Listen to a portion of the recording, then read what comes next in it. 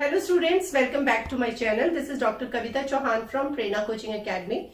Children, today I am going to continue with my flashcard revision series, and today is day 5 for this revision series for final examination. And today I am going to discuss with you the MCQs which are given in the back exercise of various chapters. I have already uploaded videos related to the revision जिनके links मैंने description box में share किए हैं. आप वो videos भी देख सकते हैं. And if you are new to my channel then do subscribe to my channel.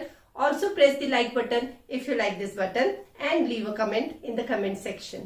Let's start with today's class, and the first question is, which among the following statements about the Cold War is wrong?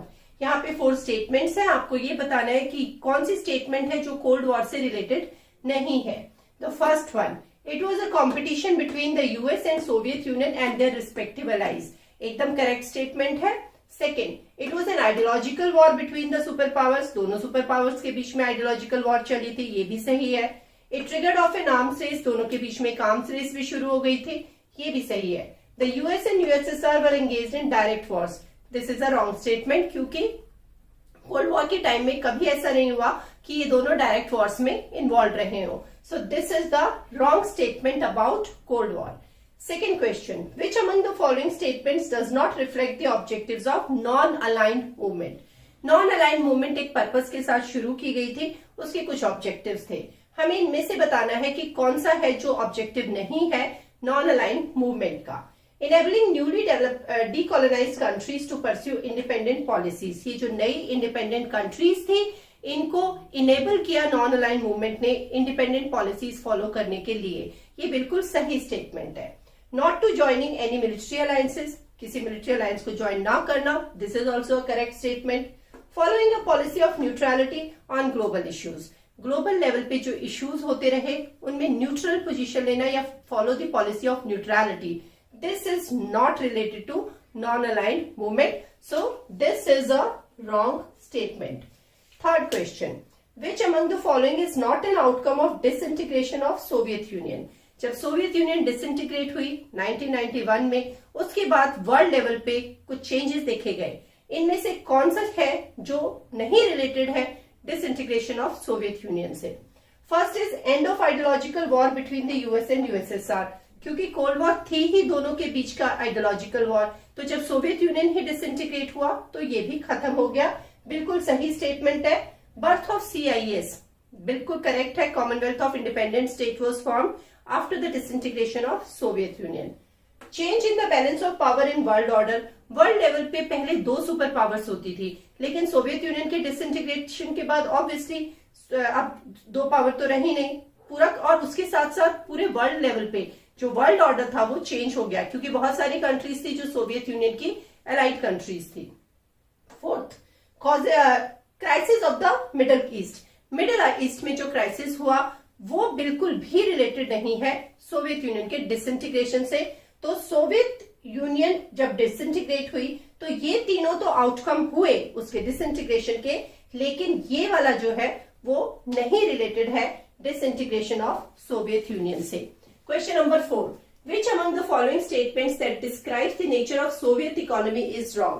Soviet economy, जब Soviet union में Soviet union disintegrate नहीं हुई थी, उससे पहले जो Soviet economy थी, क्या क्या फीचर्स थे? First one, socialism was the dominant ideology. बिल्कुल करेक्ट है, क्योंकि सोशलिज्म फॉलो हुआ सोवियत यूनियन में. स्टेट ओनरशिप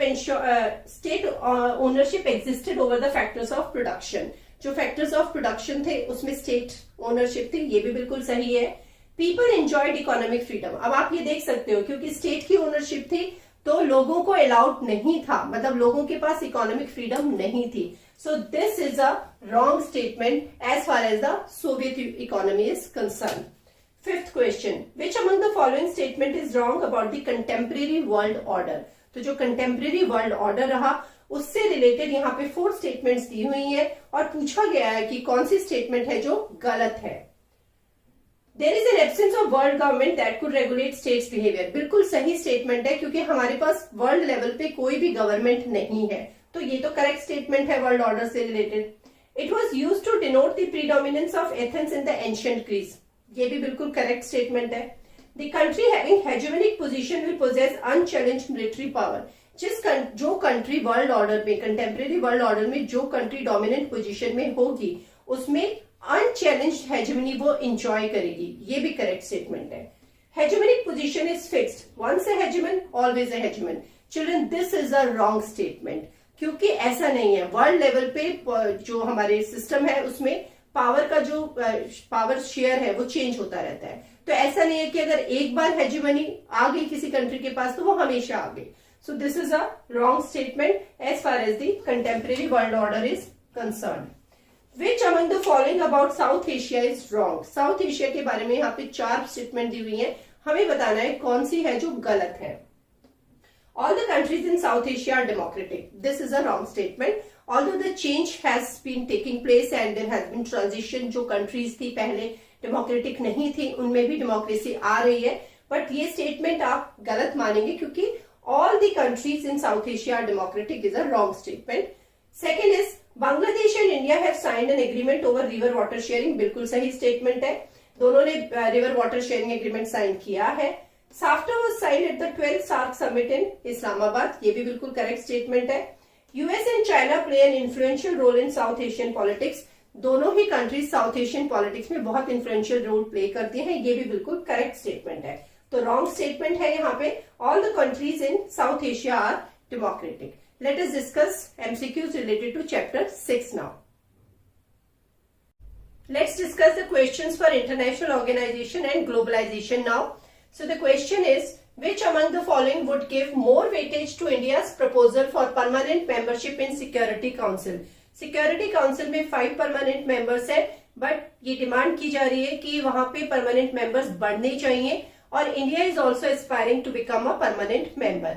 इन 4 पॉइंट्स में से, पॉइंट्स सारे सही हैं, लेकिन 4 पॉइंट्स में से कौन सा पॉइंट है जो सबसे ज्यादा वेटेज देता है इंडिया को to qualify to become a permanent member? Nuclear capability सही है इंडिया के बारे में, लोकेटेड इन एशिया ये भी सही है, it has been a member of UN since its inception ये भी सही है, India's growing economic power and stable political system.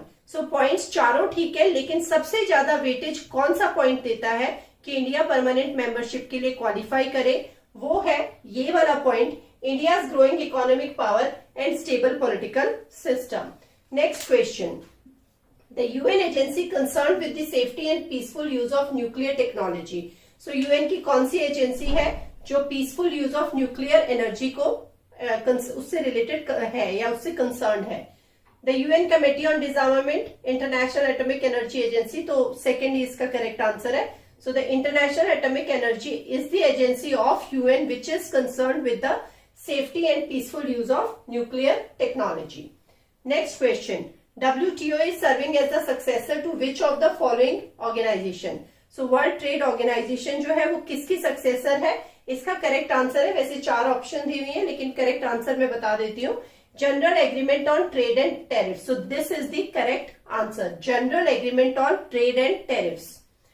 Question number 10, which of the following statements are true about globalization? यहाँ पे 4 स्टेटमेंट्स दी हुई है, ग्लोबलाइजेशन से related 2 गलत है और 2 सही है, आपको वो बतानी है कि कौन सी है। Globalization is only about movement of commodities, ये बिल्कुल गलत है क्योंकि ग्लोबलाइजेशन एक मल्टी डायमेंशनल कॉन्सेप्ट है और सिर्फ कमोडिटीज की मूवमेंट से ही रिलेटेड नहीं है, it involves various flows, movement of people, movement of goods, movement of values, movement of capital. Second, globalization does not involve a conflict of values, ये बिल्कुल सही स्टेटमेंट है क्योंकि ग्लोबलाइजेशन की वजह से कोई भी कॉन्फ्लिक्ट ऑफ वैल्यूज नहीं होता है। Services are an insignificant part of globalization, services जो प्रोवाइड की जाती हैं ग्लोबल लेवल पे वो बिल्कुल भी सिग्निफिकेंट नहीं है ग्लोबलाइजेशन के लिए, तो ये गलत स्टेटमेंट है, ये ग्लोबलाइजेशन से रिलेटेड बिल्कुल नहीं है। Globalization is about world wide connectedness, very important point, globalization का मतलब ही है world wide connectedness, world level पे कनेक्टेडनेस बनाना। तो ये 2 स्टेटमेंट है जो ग्लोबलाइजेशन से रिलेटेड करेक्ट स्टेटमेंट है। Last question, which of the following are true about the causes of globalization? अब हमें बताना है कि कौन सी स्टेटमेंट्स है जो ग्लोबलाइजेशन की कॉजेज से रिलेटेड है। Technology is an important cause of globalization, बिल्कुल सही है क्योंकि ग्लोबलाइजेशन पॉसिबल ही नहीं हो पाता अगर टेक्नोलॉजी नहीं होती। So correct statement. Globalization is caused by a particular community of people, wrong statement. A globalization originated in the US, correct statement. Economic interdependence alone causes globalization, wrong statement. So these are the two statements which are correct about the causes of globalization. So children, I have discussed the MCQs for all chapters from contemporary world politics. Stay tuned for my next video. Thank you so much.